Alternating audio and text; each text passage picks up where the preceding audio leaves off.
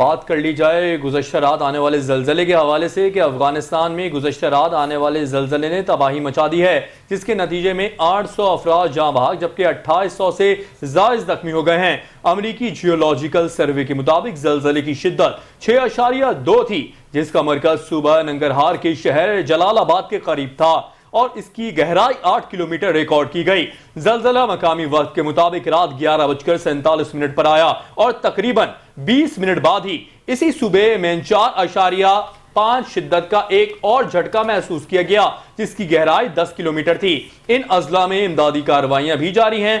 जल्जले के नतीजे में जिला नूरगल के कई गांव मट्टी तले दब गए हैं और खदशा ये जाहिर किया जा रहा है कि सैकड़ों मजीद लोग अब भी फंसे हुए हैं। तर्जुमान अफगान तालिबान ज़बीउल्लाह मुजाहिद ने रात गए सोशल मीडिया पर जारी पैगाम में कहा कि रात आने वाले जल्जले के बाइस जानी और माली नुकसान हुआ। मकामी हुक्काम और इलाका मकीन मुतासरा अफराद के साथ इमदादी सरगर्मियों में मसरूफ रहे।